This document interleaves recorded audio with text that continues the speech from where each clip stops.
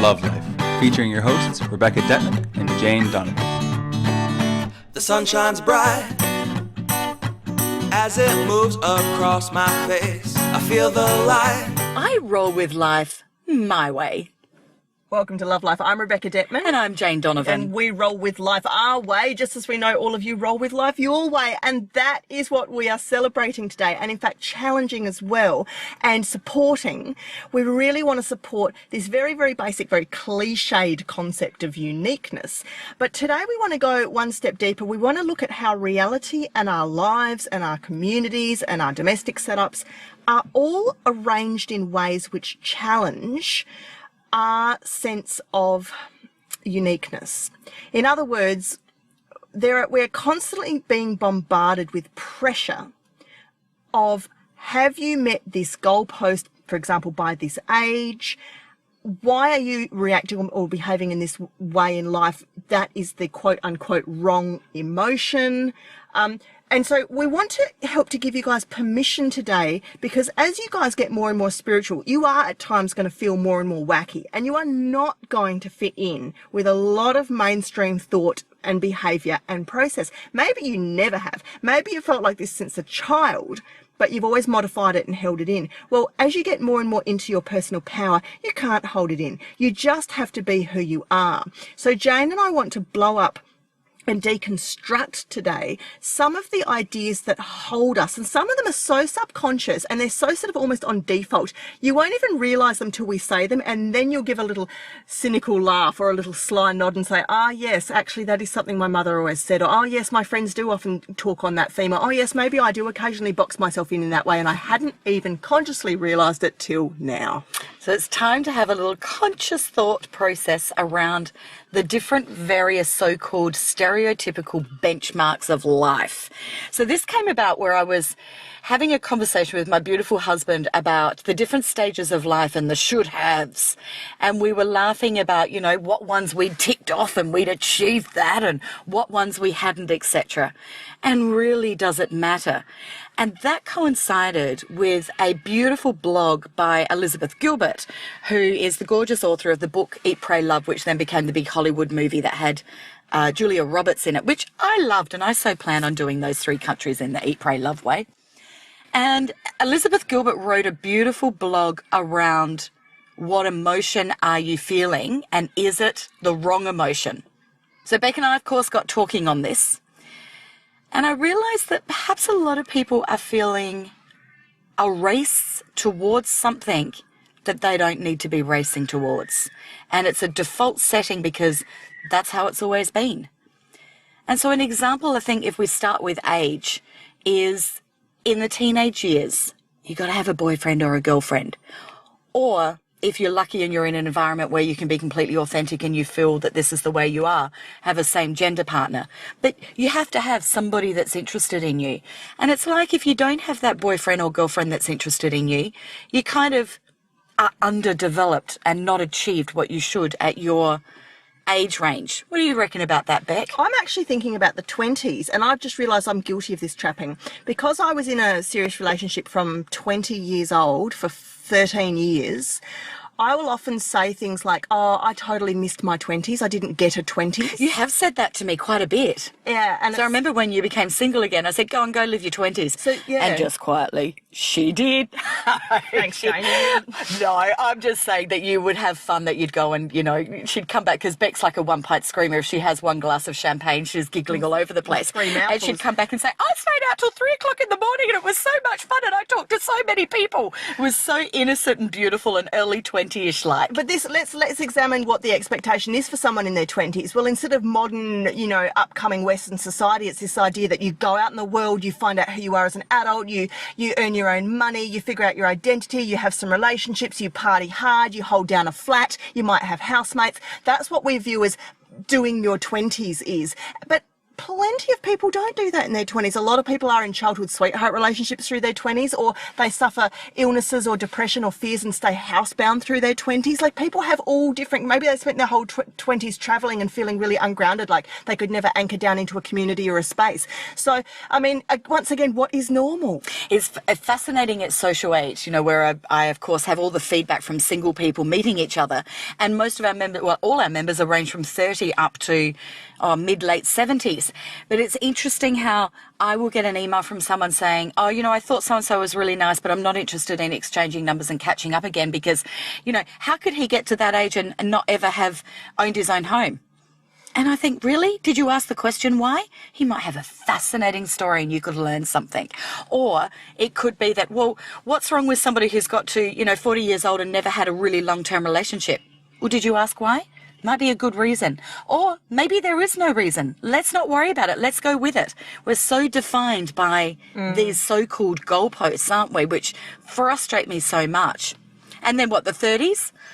Well, I was single in my early 30s, and shame on you, Jane. When are you going to get married? What's wrong with you? What are you doing wrong? Are you too fussy? How come you haven't met anybody? Are you too hard to be with? Negative, negative, negative. I had a lot of learning that I did, and I continue to do. However, I don't know, I didn't meet the right one. You know, Jennifer Aniston recently lashed out. It's a really fascinating open letter she wrote, which you can Google it and find it. Now, most of it's about the body shaming engine that she's been a part of in terms of the media always looking at her body and then using it to affect young girls' bodies, etc. But there are some lines in there that are really interesting that tie into this, which is, she says, the predominant focus that's always been on me has been, is Jennifer Aniston pregnant or is Jennifer Aniston not pregnant? And she I mean, I haven't got it in front of me because I'd love to be able to actually quote what she said, because she said it very powerfully. But to paraphrase, she's basically saying, you know, who cares about what women's personal choices are to do with their bodies? But second of all, I am not any less of a woman because I never went down the pregnancy path and I chose a career instead, or for whatever reason it didn't happen for me. Stop judging me or holding me up and assuming my happiness is dependent upon whether I was a baby machine or not. Maybe for me it's got nothing to do with it. Why are you guys also hung up on it? It's like everybody that gets married and is happily married believes that everybody else should be happily married. Not everybody wants to get married, nor should everybody get married if they don't want to get married. It doesn't matter. And happy doesn't mean married any more than single means unhappy. Or being a mother doesn't mean happy any more than not being a mother means that you're happy or not happy, whatever. Houses, buying a house, having a mortgage, all of that. It's all that stuff too, isn't it? And it's jobs. It's every area of our lives. It is. Can I just say, I'm sorry to stop you there, but I really wanted, when you talked about Jennifer Aniston and body shaming, I really wanted to just reference an amazing movie that's produced by an Adelaide woman called Embrace. And can you remember her name? Taryn Brumfitt. Now, I've actually never met her, but I noticed on Facebook we've got squillions of mutual friends. So I think she's a pretty cool chick because I like a lot of her friends. But she's produced an amazing documentary about her story and her insight into body acceptance. And I believe, I'm not sure exactly what date this recording we're doing at the moment goes up, but the movie premieres around the same. Well, I just saw there was a premiere in Adelaide. It might be a fundraiser. No, it's playing right now. Okay, great. Yeah. And so I highly recommend anybody that has any issues at all around body or has any influence on anybody to do with the physical body, please go and see it. I had a friend actually that's right, I did know it's out. She went and took her 9-year-old daughter, who she was very concerned that her 9-year-old daughter was starting to care too much about the physical. And she took her along, and her mother, the daughter said to the mother, Hayley and Taylor, hi there. Taylor said to her mum something along the lines of, oh, wow, mum, I've just realised I've been that girl. I've been doing stuff like that to other people.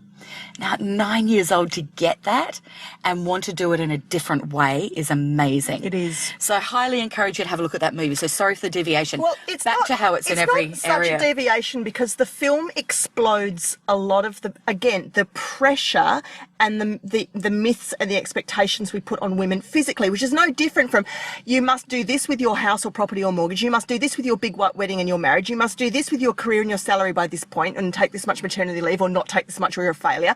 You must look like this with your body, get your body back after baby, have a bikini body. It's just the same stuff, isn't it? Absolutely. And the list goes on right through to, as Jane would say, 65, or retirement. Yes, like, well, when haven't you got your mortgage paid off at 50 or whatever? No, I lived a life. But that's my choice. Yeah. And I respect others who want to have greater financial security, might not have experienced what I've had, and they've chosen to spend their money on paying off a mortgage. Good, great, fantastic. Get what you want. But don't judge me because I've chosen to go a different way. Or is it, why are you at 65 still working? My dad, I remember him saying years ago, I'll always work. I hope it's not, he doesn't want to work full time, and he doesn't. So my dad is late 70s, and he's still working 2 mornings or 3 mornings a week. And I truly believe that if he stopped that, I think he'd probably drop dead. And you often hear that of people that, they suddenly, get the gold watch, leave the corporate thing, go out on the squash court on the Monday and have a heart attack and die. It's his purpose. That's it. So we've got to, let these lines go and stop the judging. I actually truly believe I will always be involved in some form of work to the day I die. And I believe that'll be, in their 90s. And that's who I am and how I roll. And so it's really interesting, all of the pressure we put on these physical, external kind of landmarks or goalposts or yardsticks in society. But this cool article that Jane referenced at the start of today, that Elizabeth Gilbert has put out just at the same time as this podcast, is looking at the emotional landmarks that people are supposed to meet or not meet. And this is where... It was a very cool article, wasn't it? Interesting. Yes. So it's actually quite a long one. I think if you're with her, is it her page or her personal Facebook friend? It's her Facebook page. Yeah. So where she writes her blogs. She writes some really cool stuff. I really encourage you to follow her if you like her. She's written it on there if you want to go on and scroll back and find it. It's quite lengthy, but I'm going to just read a couple of excerpts where she sums it up brilliantly. Basically, it's a very long article challenging people to not worry so much about whatever emotion they present within the moment is perfectly valid. You don't need to explain it away, feel embarrassed about it, feel like it's the wrong emotion. What is a wrong emotion? Now, she gives some examples of when people tell you that you have a wrong emotion, which of course I just lost, even though I had them here right now. Here they are. So I'll read them out. I have a friend who finally said, I hate Christmas and I've always hated Christmas. I'm not doing it anymore. What? Wrong emotion. I have a friend who doesn't feel any regret or sadness or ambivalence about that abortion she had 30 years ago. What? Wrong emotion. I have a friend who stopped reading the news or being involved in activism and politics because he finally said, honestly, I don't care anymore. I just don't. What? Wrong emotion. I have a friend who stopped being a deacon in her church because she finally had to admit that she couldn't swallow her church's teachings anymore. Wrong emotion. This is controversy, shock, horror. There's another one that she tells about when somebody's father died and she felt so ecstatic and elated. Why? Because he'd been suffering for so long. You can be happy at a funeral. It's not a wrong emotion. That's right. I love this. I think it's so exciting. Powerful. There'd be so many times that we would feel this. So, how do we move through this? Now, in a perfect world, we would all just say to people, don't judge me. But that's not a loving, heart-connected way to deal with differing opinions or negative judgments or feeling maybe attacked or belittled or whatever it is that you feel when somebody doesn't agree with what stage you're at in life. So if this is coming from somebody that you care about, then you want to be able to connect and explain so that they can get it without making their decision wrong, that two rights can be a win. So you kind of therefore have to come up with a good cocktail party line. Mm-hmm. So you've got to think, all right, what is it I'm going to say? Now, I've referenced before in the past, I have a friend who chooses not to drink alcohol. And when somebody says, oh, why are you an alcoholic? Or they question it. He has the standard cocktail party line of, that's actually a really big question that I've got a really big answer for. And I'm not sure you really want that now. However, if you are interested, we can certainly go down that path. If anyone thinks we're murdering children, we're just near a park, by the way. Oh, yes. There's a beautiful vibration, actually. It's the most gorgeous beautiful gum trees everywhere. Sorry, It's absolutely lovely. There's a lot of screaming children, so don't get the wrong idea. No, Jane, what Jane's just said is really important, because you're going to go through life. If you're going to be spiritual, you're going to be wacky and you're going to be different. And if you're going to have expansive beliefs and self-responsibility, you're going to challenge the norm. So get used to it. Life is going to be, people are going to question you more and more and more. And it's partly about developing a thicker skin, but it's more so about just owning your truth, because when you own what feels right for you, you'll never feel the need to justify or explain or take a different path just because. You know, that's the difference between somebody who really does start to love themselves, because they'll honour themselves and put themselves first, rather than putting their mother-in-law first, or what the lady down the shop thinks first, or what all the mums at the school gate think first. You know, you can't live your life that way. How draining. Elizabeth Gilbert goes on in her article to say, she says, I want you to learn how to feel what you are feeling, not what you think you are supposed to feel, but what you actually feel.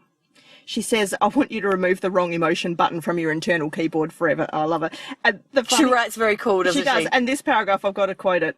I want you to throw away the idea that there is an emotional industry standard. That's powerful. I like that. And that you must not deviate from it. My friend Rob Bell told me that he used to ask his therapist all the time, is it normal that I feel this way? And the therapist would always reply, oh, Rob, we passed normal a long time ago. I always love that. You know, what is normal? It's a setting on the dryer, darling. And you know, one of my favourite people right now, he just always says, you know, normal people are boring. Who wants to be normal? Well, when I was 16, my girlfriend and I said we didn't want to be normal.